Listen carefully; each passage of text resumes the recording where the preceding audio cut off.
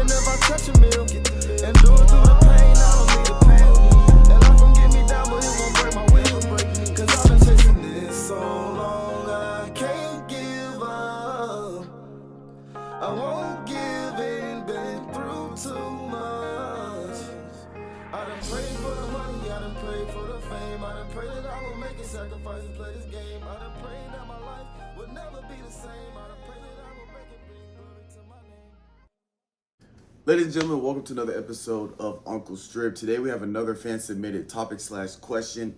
Today is a topic, and the topic is procrastination. Before we get into it, I just want to first say, if you want to submit a topic or a question, it could be any question, or would you rather, something my personal experiences, or what do I know about certain things, or whatever. Go ahead and submit it. You can submit it at going to Instagram and following IV Productions LLC. Submit it there in the DMs, and I will add it to the list. I have a running list of over 230 topics, so it might take a minute. Since I'm only doing one topic a week, I might start doing 2 a week just to get through the list a little faster. But anyway, let's get straight into it. Procrastination. Procrastination, I think, is a big problem for the majority of the younger generations. I know generally in school, younger generations, it's primarily dominant in the school setting. You get homework and you want to put it off or postpone it. So before I get into all that, what is procrastination? Procrastination is just when you postpone or hold something off until later. Generally, this is very dominant or prominent, like I said earlier, in the school setting, because you get a homework assignment, it's due Friday. If you're a procrastinator, you wait till Thursday night to do it, or even Wednesday night if it's a big project that might take that would normally take a week, and you wait 2 days before or a day before. Same thing with studying. A lot of people do what is called cramming, where they'll wait to the last day to study, or the last couple days to try to study all this material to take an exam. And so going on that, why, and I'm going to go into things of why procrastination is bad. I am still a college student. I've been in college for almost 10 years. And so I'm going to speak a lot from the school perspective, simply because I've been in it so long and I've seen it as an instructor of a TA. As an instructor of a lab, I am a TA. So I also deal with students from a teacher position standpoint. And I've also been on the other side of that. But luckily for me, I broke my habit in middle school, and we'll get into things I'll get into later, how, why, and ways to go about preventing procrastination.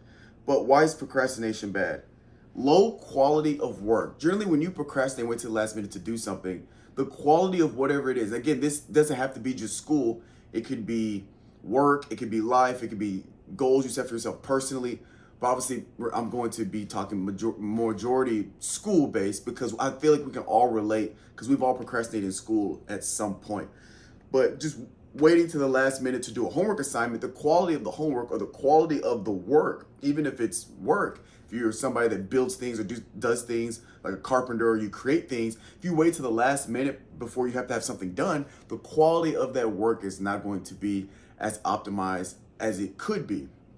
Second thing is less likely for success. So all of these are going to kind of be hinging on each other. So if the quality of work is less, then the likelihood of success is less. If you're studying for your final, let's say you have to pass the final, and you wait till the last minute to study, your likelihood of passing that final is going to be less likely. It's going to be lower.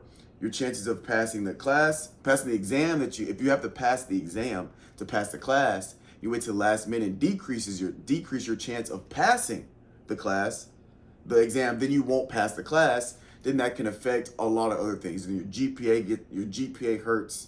Then that could affect your academic standing at the university or in high school. Yada yada. You might have to retake it, and then it just becomes a slippery slope, all because you procrastinated with this exam. So the next thing we have is hinders productivity. So I'm looking at my notes. Hinders productivity. If you have a job, and I like to use examples a lot, so I'm gonna use a lot of examples when I get to each bullet point. But let's say you have a job, and that job is hinging on you having things done at a certain time. Like most jobs, you have to have certain things done by a deadline, a time frame, or a certain level of productivity by a certain amount of time. And if you wait till the last minute to try to get that productivity, you're less likely to achieve the goals you're supposed to, or achieve the productivity you're supposed to have for work. Then you're not going to be able to progress. Even if you're setting a goal for yourself, if you set a goal to try to get in shape or lose weight and you procrastinate in going to the gym, you're going to procrastinate or hinder the productivity or hinder you getting closer to your goal.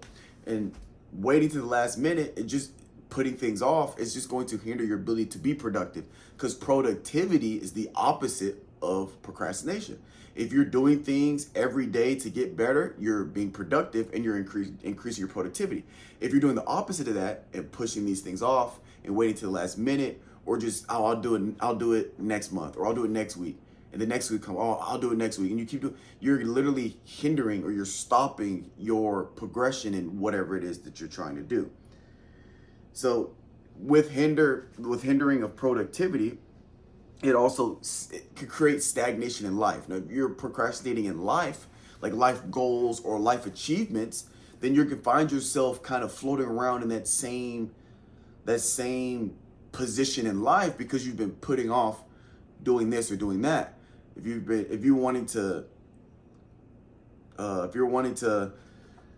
go online and look for a job that's going to pay more, that's going to put you in a higher position, or a job that's going to elevate your lifestyle, elevate your what do they call it? Elevate your cost of living, basically, or elevate your, it's going to come to it. But anyway, you get what I'm saying? You're going to elevate your standard of living. If you want to get a job to elevate your standard of living, but you keep procrastinating getting online, or keep procrastinating or putting off going to signing up applications and this and that, then you can, 2 years down the road, when you said you're going to look for a job to increase your standard of living, you haven't done that yet. You're still in the same position you were. So it can stagnate you in life, and also postpone your goals, which of course these are all kind of the same thing. You're just gonna, the goals you have set, the more you put off trying to get to those goals, the less likely you are to hit those goals, or the longer it take you to get to those. And then worst case scenario, the worst is stagnant in life. You're postponing, so you're staying right where you are. You're not progressing, but you're not backtracking.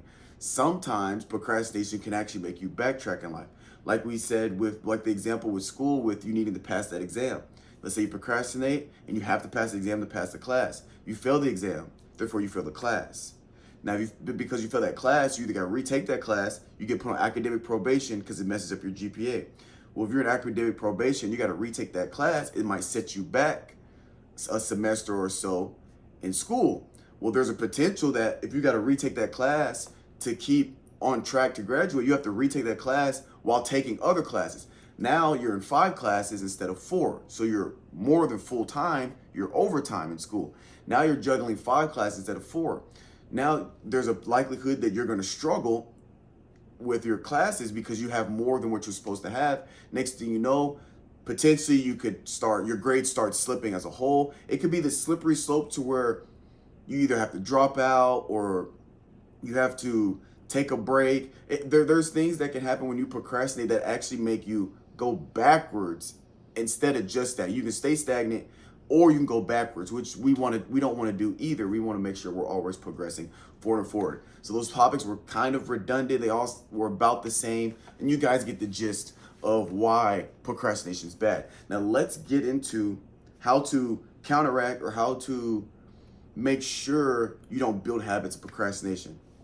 I know I talked about how when I was in middle school is where I broke my habit of procrastination because of social life.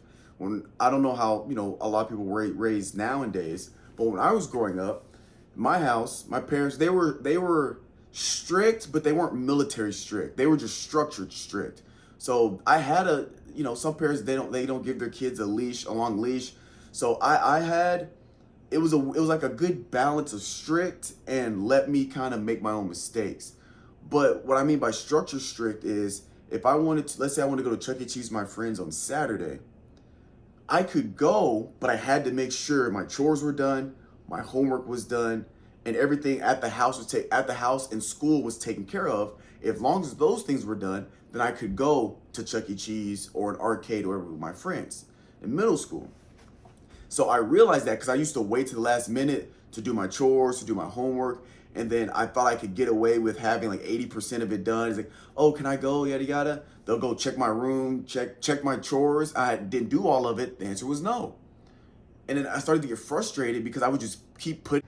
Ladies and gentlemen, let's take a quick break from the show. And I want you to do 3 things for me. Real easy, real simple. 1, wherever you're listening to this podcast or watching, subscribe. Whether it's YouTube, Spotify, Apple Podcasts, Google Podcasts, whatever it is, subscribe to this channel so you can stay up to date with the podcast we have dropping for you for Uncle Strib and Guardians of the 615. Second thing I want you to do is get on Instagram. I know you have an Instagram. If you don't have an Instagram, make an Instagram.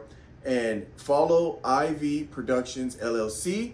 It used to be Ivy Talks Podcast. It's now been changed to the letter I, the letter V, Productions with the S, LLC, Ivy Productions LLC. Go to the Instagram, follow us on Instagram. Another easy way to stay updated with not only the podcast we're dropping for both Uncle Strib and Guardians 615, but as well as the new merch we do have dropping, and we're going to be getting into some cash giveaways here pretty soon. So follow those to stay up to date for cash giveaways for sure. And the last thing is, when you go on to Instagram and follow Ivy Productions LLC, click the link in the bio. We have 2 websites. We have a professional website where you can check out our bio. You can check out all the platforms that Ivy Productions is producing, including the Guardian 615 and Uncle Strib. And the other link that is on there is going to be our merch website. We officially have merch dropping, and we just have it available for you guys if you want to support.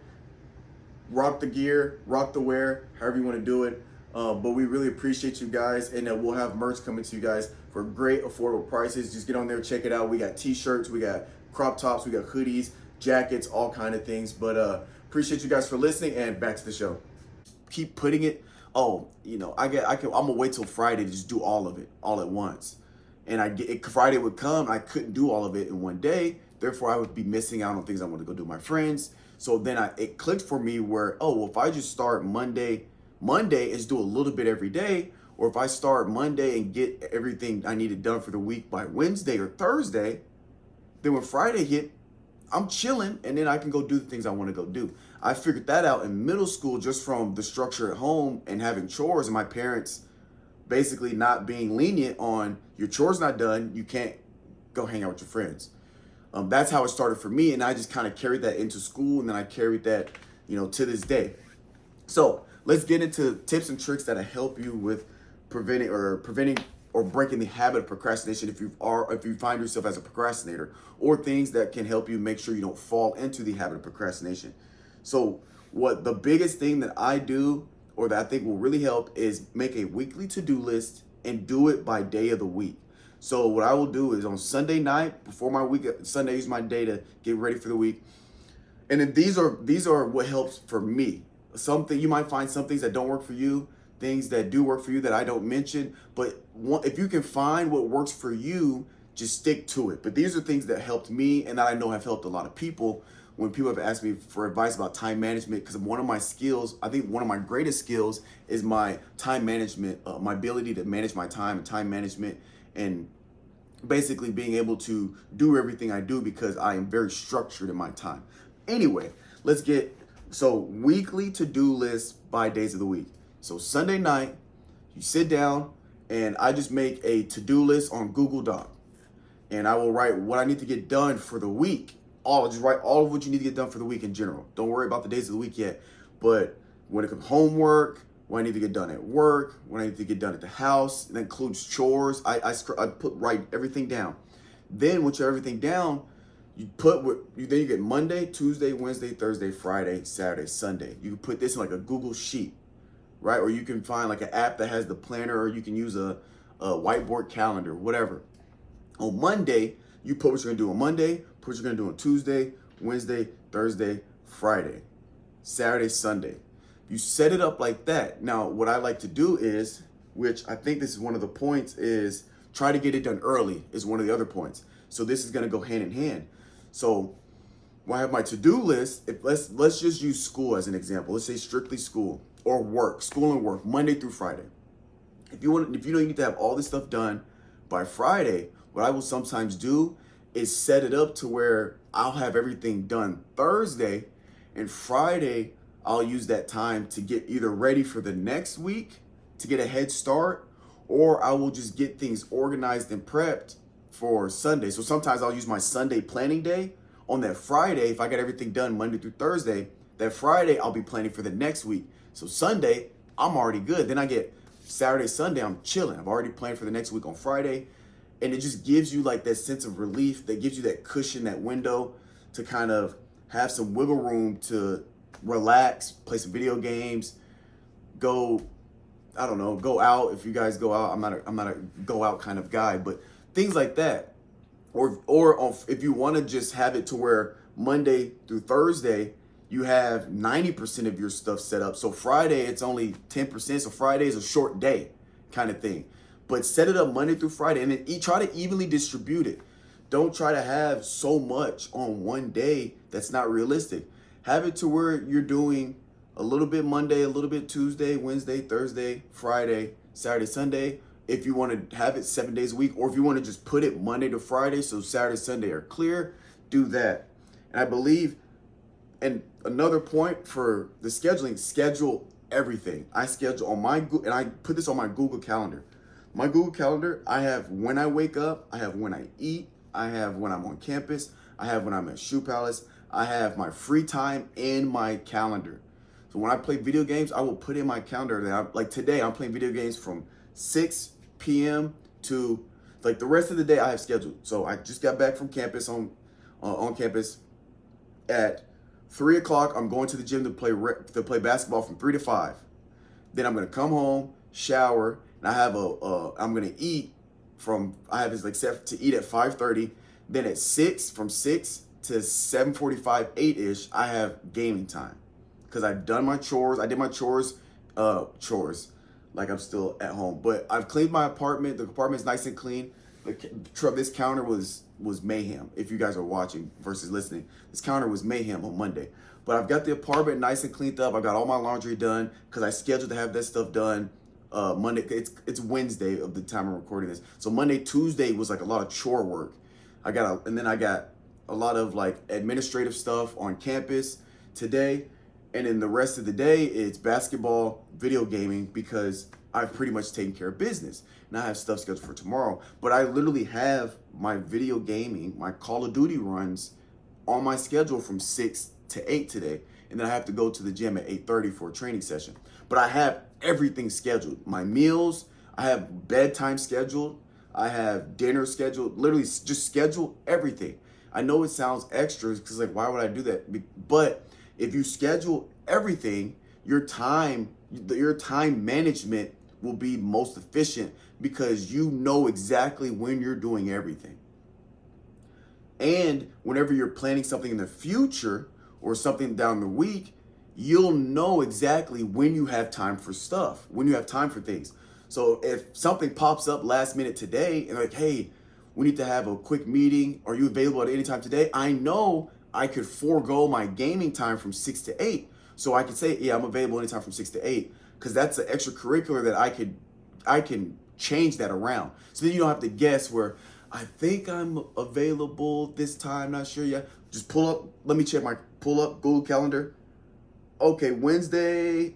Oh, I could do 6 to 8, anytime between 6 to 8, because I have to be somewhere 8:30. Does that work? Or Thursday, whatever. You could see where you're open, or at least what things you have scheduled that is free time that you are technically available, right? That's just going to help with planning in the future and just your overall management skills. And the last point I have, which all of this is, as you can tell, the big point of this is time management, because all of it has been scheduling. But instead of waiting to the last minute and doing so much at once, procrastination, try to get in the habit of doing a little bit every day. I found what helps me the most is if I get let's say you get a homework assignment on Monday and it's due Sunday night at 11:59 p.m. Because that's how a lot of colleges are structured. You get an assignment and it's due on Blackboard or Canvas, whatever platform that your university uses. It's due Sunday 11:59 p.m. If I get that assignment, and let's say let's not get into how long the assignment is supposed to take, but let's say it's a big assignment that would normally take more than one day to do, like a paper or something. If it's due Sunday, I will have in my schedule when I'm on campus to do 30 minutes to an hour. Monday, have a little time Monday doing it, a little time Tuesday, a little time Wednesday, a little time Thursday. And then I will try to schedule it to where whatever's left that needs to be done by Friday to finish it Friday. Saturday, Sunday, I'm not worried about procrastinating. I'm cooling. While my friends, which I've been in situations, I'm done my homework on the Friday. I've already submitted it on Blackboard. You submit it? I've already submitted it on Blackboard Friday night. So Saturday, Sunday, I'm chilling. I got friends on Sunday stressing like, oh, bro, you trying to go do whatever. They can't because they still have to do this assignment that they've either barely started or haven't started yet or have barely started where they've only done 10% of it while I'm just chilling. It just takes so much more stress off your life if you set your stuff up, set your schedule up, set your to-do list up to where you just do a little bit every day, get done early, and you don't have to worry. You get it done, you don't have to worry about it. So that's what's helped me with procrastination, time management, scheduling, and just kind of doing a little bit every day so you don't feel so overwhelmed. 30 minutes of working on something, you can get a lot done if you sit down, phone down, really focus in. 30 minutes to an hour, you can get a lot done on an assignment. Now, if you're trying to do a whole assignment in a day and you're doing it for hours, you're going to find yourself on your phone for 30 minutes to an hour. You're going to get to bullshitting, and then you're going to start getting in and out the zone because you've been doing it for so long, your attention span's going to start wavering. 30 minutes. 30 minutes. Just 30 minutes, just outline. If it's a paper or whatever it is, okay, how about the first day for 30 minutes, you just outline it, bullet points of what you're going to talk about. And so Monday, it's really easy peasy. You don't even have to think too much. You're just, okay, intro, you're going to put the bullet points, you're going to make your outline of what the paper is going to be. That's Monday, 30 minutes. Then maybe Tuesday, you spend 45 minutes of typing out different sections, the easiest sections first. You say, okay, this section on, I don't know, why bees make honey. If it's some random paper, this section here is going to be the easiest. So, you don't have to do it in that order either. What I would like to start with the sections that I know the most about or I think will be the easiest to type, pump those sections out. Bam, 30, 45 minutes, pump them out, cool. Wednesday, now start working on the hard sections. So Wednesday, Thursday could be working on the hard sections where you're really getting into the meat of the paper. You're really getting paragraphs done. You're really getting your sources, all of that stuff. Wednesday, Thursday. So Friday comes, all you gotta do is polish it up. Hit the conclusion, make sure the intro sounds right, read through it, grammar, that's just polishing it up. And then submit it Friday night, bam. That seems fairly easy then to try to do all of that Sunday morning when it's due that night. But anyway, that's what's helped me for procrastination. I hope you guys learned something or can take away something or helps you think about something that might work for you. And again, if you want to submit any topics or questions, go to the Instagram and follow us on IV Productions LLC. Go ahead and just submit the question on the DM or reply to this story that we have up. And I'd gladly like to add that on the list. This has been an episode of Uncle Strib. We'll catch you guys next week. I'm gonna chase my dreams. My life